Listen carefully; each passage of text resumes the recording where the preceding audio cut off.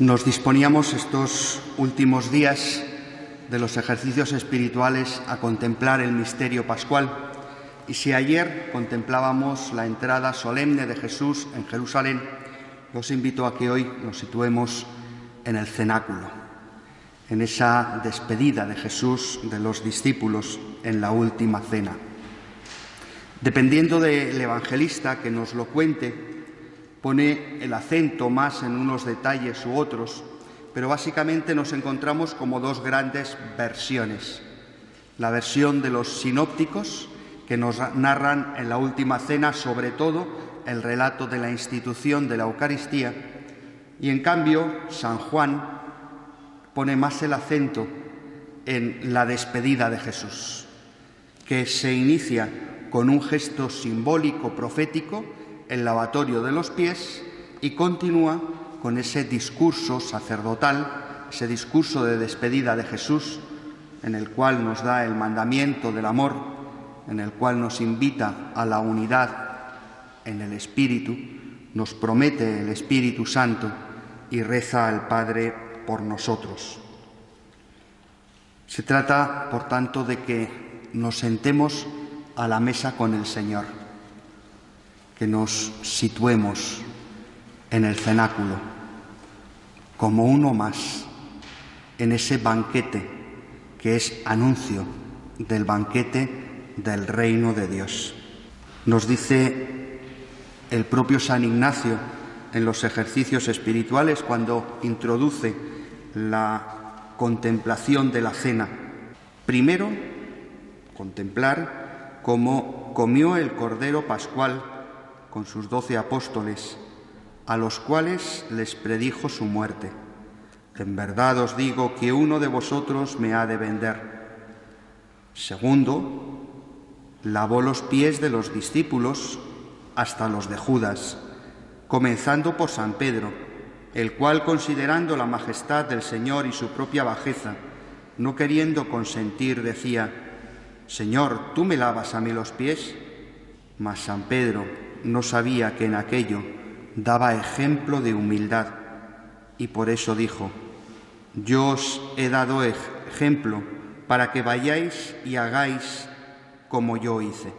Tercero, nos dice San Ignacio, instituyó el sacratísimo sacrificio de la Eucaristía, en grandísima señal de su amor, diciendo: Tomad y comed. Acabada la cena, Judas se sale a vender a Cristo nuestro Señor. Por tanto, el propio San Ignacio nos invita a que juguemos con las dos versiones. La versión de San Juan, que es la que recoge el lavatorio de los pies, y la versión de los sinópticos y también de San Pablo en la carta a los Corintios, que nos narra propiamente las palabras de Jesús con las cuales instituye la Eucaristía. Haced vosotros lo mismo. Es el primer gesto, el lavatorio de los pies. San Juan introduce esta última cena, este encuentro de Jesús en el cenáculo, poniendo, digamos, día y hora, pero no un día cronológico. Sabéis que los griegos, a la hora de hablar del tiempo, hablan de dos modos de entender el tiempo. El tiempo como cronos, o sea, el tiempo que se puede medir, las horas, los minutos, los años, los segundos, y el tiempo como kairos. El kairos es la era, el tiempo de la gracia. Jesús, antes de la fiesta de la Pascua, sabiendo que había llegado su hora de pasar de este mundo al Padre, es el kairos, la hora de la gracia, habiendo amado a los suyos que estaban en el mundo, los amó hasta el extremo. Esta es la situación. La hora de Jesús. Ha llegado la hora. Recordad que a lo largo del Evangelio de San Juan, en diversas ocasiones, se nos dice que no había llegado la hora de Jesús. Cuando María le pide a Jesús que saque de apuro a aquellos novios en Caná que se les había acabado el vino, Jesús le contesta a su madre: mujer, es que todavía no ha llegado mi hora. Y la madre, como todas las madres, se sale siempre con la suya. Tonterías, dice el chico. Haced lo que los diga. No ha llegado mi hora. ¿Por qué? porque tenía que esperar a la Pascua.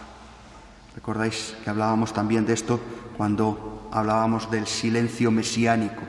¿Por qué no se puede hablar de Jesús? ¿Por qué no se puede decir que Jesús es el Mesías?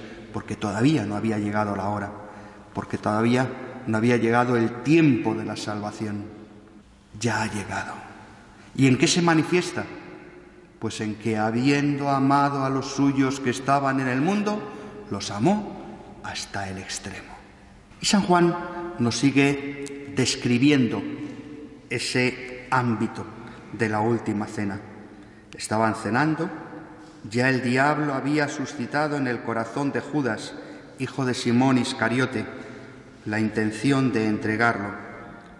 Y Jesús, sabiendo que el Padre había puesto todo en sus manos, que venía de Dios y a Dios volvía, se levanta de la cena, se quita el manto y, tomando una toalla, se la ciñe. Recordad que ayer terminábamos la meditación recordando al ciego de Jericó. Se levantó y se quitó el manto. Es la actitud de ponerse en marcha. El ciego se pone en marcha hacia Jesús. Jesús se pone en marcha hacia nosotros. Jesús no tiene que quitarse un manto de hombre viejo, no tiene que quitarse el manto del pecado. Pero Jesús se dispone a dar una batalla, la batalla del amor. Quitarse el manto y ceñirse la cintura, como nos sigue diciendo el evangelista, es el gesto de los soldados. Cuando van a luchar cuerpo a cuerpo, se quitan aquello que les estorba y se ciñen el arma. Jesús se quita el manto y, tomando una toalla, se la ciñe. Esa es su arma. El único arma que necesita es aquella que le permite hacer un gesto de amor, un gesto de caridad, un gesto de servicio. La toalla es aquello que le identifica como el guerrero de la humildad, como el soldado del amor. Luego echa agua en la jofaina y se pone a lavarles los pies a los discípulos, secándoselos con la toalla que se había ceñido. A mí, como sacerdote, este es uno de los gestos litúrgicos que hemos heredado directamente de la Sagrada Escritura que más me impacta y más me emociona. Cada año, cuando llega el Jueves Santo y hacemos el lavatorio de los pies, es el gesto del servicio, es el gesto de la humildad, es el gesto de ponernos al servicio de la humanidad. Lavar los pies era un gesto que hasta los esclavos del Imperio Romano podían negarse a hacer. Fijaos que siendo esclavo tengo que hacer todo lo que me dice mi señor. Pues el derecho romano establece que si un esclavo se niega a lavar los pies de su señor, no se le puede castigar, porque es un gesto de tanta humillación que no se puede exigir a nadie. Es un gesto de caridad, es un gesto de servicio gratuito. Es el gesto que Jesús tiene con nosotros y que simboliza y profetiza todo lo que va a venir después. Su entrega, su muerte y también su resurrección, porque muerte y resurrección son el modo que Jesús ha elegido y ha abrazado para salvarnos del pecado. Es el gesto que nos purifica. Igual que ese agua purifica y lava los pies de los discípulos, el agua que emana del costado de Cristo en el propio Evangelio de San Juan, y el agua bautismal, en definitiva, es la que nos incorpora a la Pascua y nos purifica. Y llega Pedro, aquel en quien Jesús ha depositado toda su confianza, aquel que le ha dado el poder o la potestad sobre el resto de los apóstoles, aquel que se sabe, digamos, heredero de la autoridad de Jesús. Señor, ¿cómo vas a lavarme los pies tú a mí? Jesús le replicó: lo que yo hago no lo entiendes tú ahora, pero lo comprenderás más tarde. Pedro le dice: no me lavarás los pies jamás. Jesús le contestó: si no te lavo, no tienes parte conmigo. Simón Pedro le dice: si de lo que se trata es de tener parte en el reino de Dios, no solo los pies, todo el cuerpo, hasta la cabeza.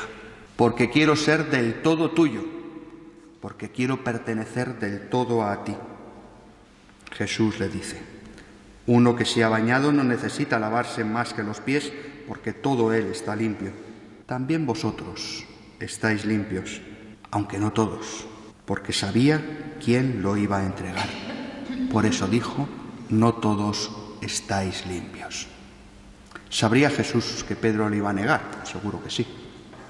Y cuando Pedro le dice: bueno, yo ya soy de los tuyos, soy del todo, yo daría la vida por ti, Jesús no le recrimina, no le echa nada en cara.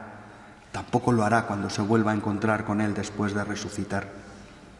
Es el amor de Jesús hasta el final el que se manifiesta en ese lavatorio de los pies. Y es un gesto con moraleja. Una y otra vez los discípulos han oído a otros judíos y ellos mismos le han dicho a Jesús: rabí, rabino, maestro de la ley. Y entonces Jesús utiliza ese apelativo para hacerles comprender el gesto y las repercusiones del gesto. ¿Comprendéis lo que he hecho con vosotros? Vosotros me llamáis el Maestro y me llamáis el Señor, y decís bien porque lo soy. Pues si yo, el Maestro y el Señor, os he lavado los pies, también vosotros debéis lavaros los pies unos a otros. El lavatorio de los pies no es un gesto gratuito, es un gesto comprometedor, porque el Señor me ha lavado los pies a mí. No puedo hacer otra cosa que seguir toda mi vida lavando los pies de mis hermanos. Si el Señor ha dado la vida por mí, yo no puedo hacer otra cosa que dar la vida por los míos. Jesús no exige, Jesús propone y compromete. Si Jesús nos pide que amemos, es porque Él nos ha amado primero. Si Jesús nos propone ser humildes y lavarnos los pies unos a otros, es porque Él nos los ha lavado primero. Por eso cuando les dé la síntesis de toda su predicación, en esa misma cena, les dirá: os dejo solo un mandamiento, que os améis como yo os he amado. Y por si no lo han entendido, se lo explica: nadie ama tanto como el que da la vida por sus amigos. Vosotros sois mis amigos si hacéis lo que yo os mando, porque ya no os llamo siervos, dado que yo me he hecho siervo vuestro. A vosotros os llamo amigos, porque todo lo que he conocido a mi Padre os lo he dado a conocer. Situémonos ante este misterio, pongámonos en la mesa del Señor, dejémonos lavar los pies. San Ignacio, en sus contemplaciones, en sus meditaciones, una y otra vez invita al ejercitante a acercarse a la palabra de Dios. Él dice: como si presente me hallare. Es decir, imagínate allí, imagínate en el cenáculo y reclínate, como estaban todos reclinados en torno a la mesa, y déjate lavar por Cristo. Si huyes, puede ser por dos cosas: o porque te da vergüenza o porque no quieres comprometerte.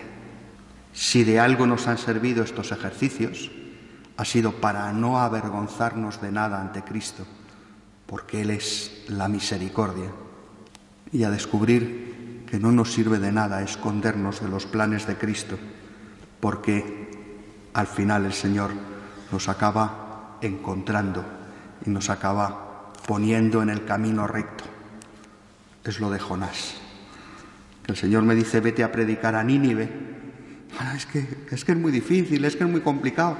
No, me voy a meter en un barco y me voy a otro sitio para que el Señor no me complique la vida.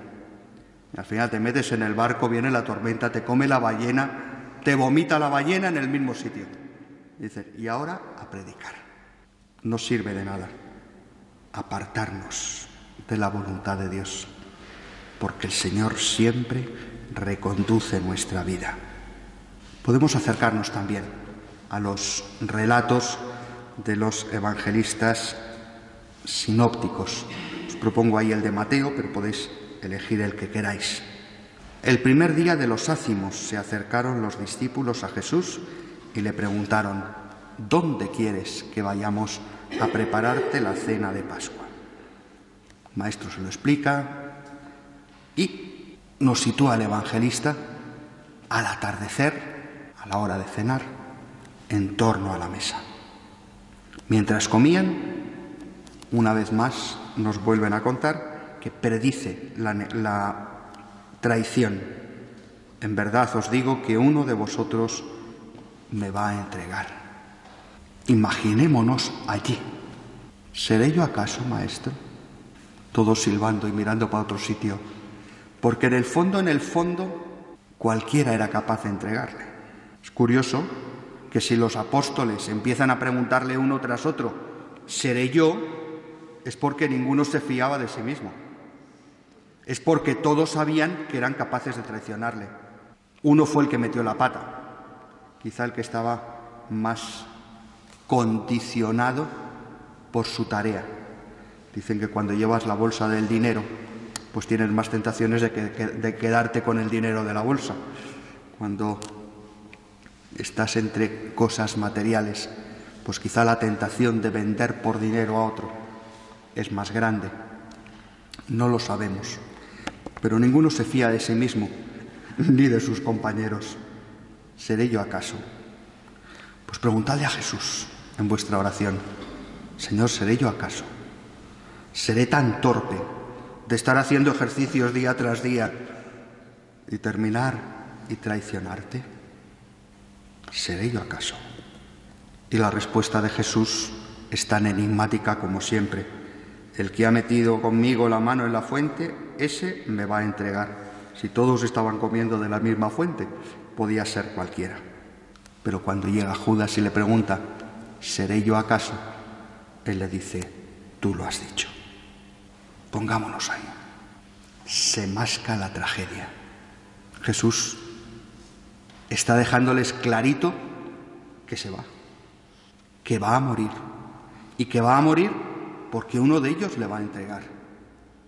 ¿Y entonces qué hacen? ¿Qué hace Jesús? Podemos imaginarnos cualquier situación, desde echarles del grupo a irse con su madre a cenar a otro restaurante. ¿Qué hace Jesús? Pues sacramentalizar su entrega en la Pascua que están celebrando. Es el banquete de la Pascua. Es el recuerdo de la liberación del pueblo de Israel. Por eso se comía de una manera tan peculiar, de pie, preparados para salir corriendo, como los israelitas en Egipto, deprisa y corriendo con la comida a medio hacer. Porque es la Pascua, porque el Señor viene a liberarnos. Y Jesús, que recuerda la alianza del pueblo de Israel en el Éxodo, camino de la Pascua, en el Sinaí, entregándoles las tablas, les dice, pues ahora voy a hacer una alianza nueva y eterna. Mientras comían, tomó pan, pronunció la bendición, lo partió y lo dio a los discípulos. Tomad, comed, esto es mi cuerpo. Después el cáliz. Este es la sangre de la alianza, derramada por muchos para el perdón de los pecados. Nos ha sorprendido, ya nos vamos acostumbrando. Yo todavía alguna vez me equivoco, lo del por muchos. Por todos los hombres, por muchos, por algunos. Jesús muere por todos, ciertamente por todos, pero respetando nuestra libertad. Entonces muchos usaremos nuestra libertad para acoger esa salvación. Pero puede haber quien no la quiera, puede haber quien la rechace, y por eso es por muchos. porque la libertad está ahí. Y os digo que ya no volveré a beber del fruto de la vid hasta que lo beba con vosotros en el reino de mi Padre. Qué mal rato estarían pasando. No entenderían nada de lo que estaba haciendo.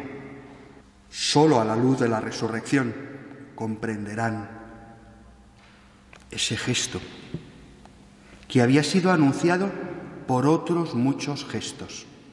Recordad cómo todo el Nuevo Testamento está jalonado de banquetes de Jesús. Banquetes que poco a poco van preparando a los discípulos para ese banquete, para la última cena. Pongámonos allí, recordando todos esos banquetes de la amistad con Jesús. La mesa es el lugar de la intimidad y la comunión. Allí se reúnen los amigos de Jesús y reclinan la cabeza sobre su pecho. Qué bonito el gesto, ¿verdad? Apoyar la cabeza en el pecho de Jesús. No entiendo nada. ¿Qué está pasando? Nos dices que te vamos a dejar, que te vas a morir. Sé nuestro consuelo. Ponemos ante Jesús nuestras vidas desgastadas, como aquella mujer que derramó el perfume de Jesús en los pies de Jesús. ¿Recordáis el primer día?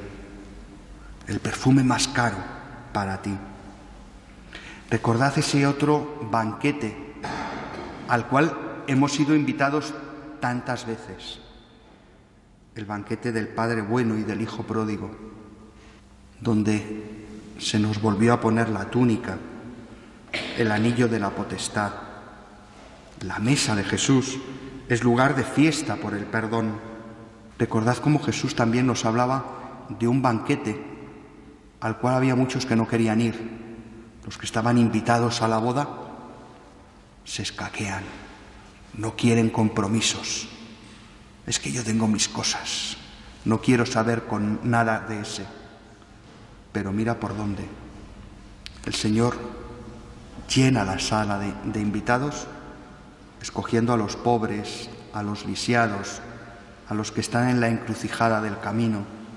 Solo hace falta que te vistas de fiesta para estar en el banquete del Señor.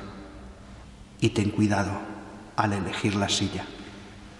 No te pongas demasiado cerca de los puestos principales, no sea que venga otro más importante que tú y te siente en un sitio más humilde.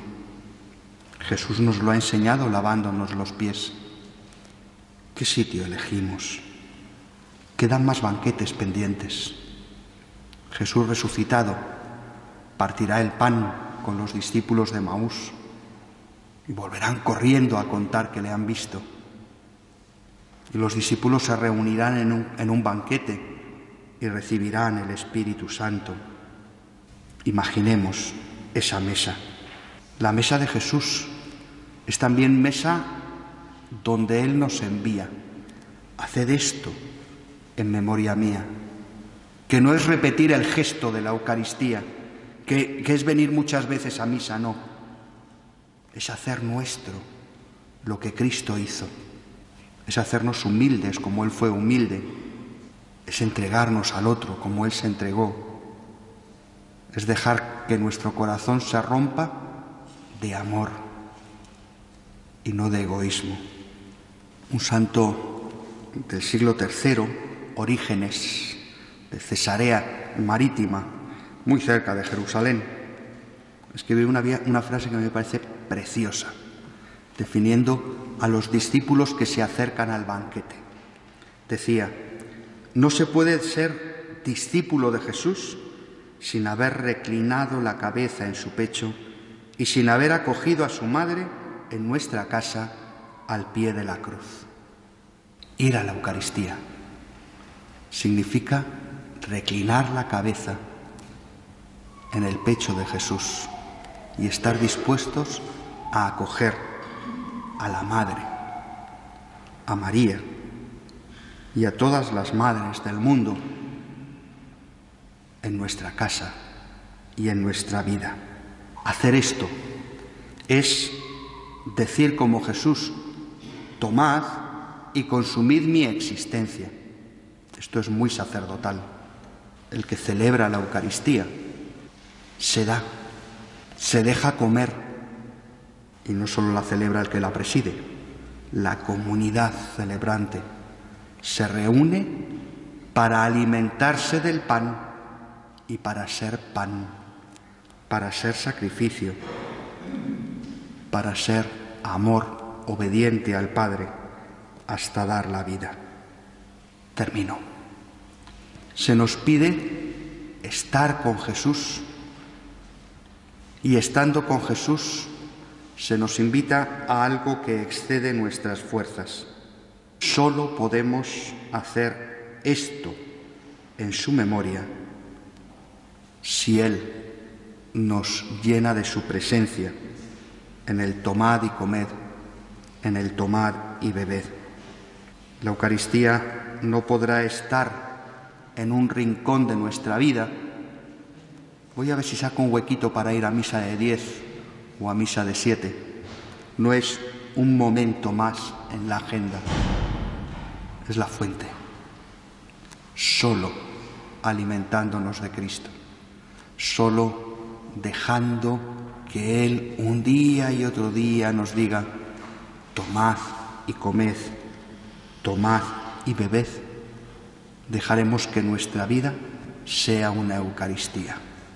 Algunos de los que estáis aquí sé que habéis estado en Grecia, y los que habéis estado en Grecia habéis dado las gracias en griego, a lo mejor, y habréis dicho Evjaristó, Eucaristía. La Eucaristía es acción de gracias. Pues que cada Eucaristía realmente sea una acción de gracias, una oblación, un canto y un compromiso, un servicio y una alabanza a ese Dios que se hace presente en medio de nosotros y que nos nutre, que nos alimenta con el pan de la Eucaristía. Que vayamos a misa para dar gracias y que, llenos de las gracias de nuestro Dios, nos hagamos con nuestros hermanos alimento de salvación, y que la contemplación en este rato de la Eucaristía nos ayude a identificarnos con ese Cristo que nos ama hasta el final, hasta derramar su sangre, la de la nueva alianza, para nuestra salvación.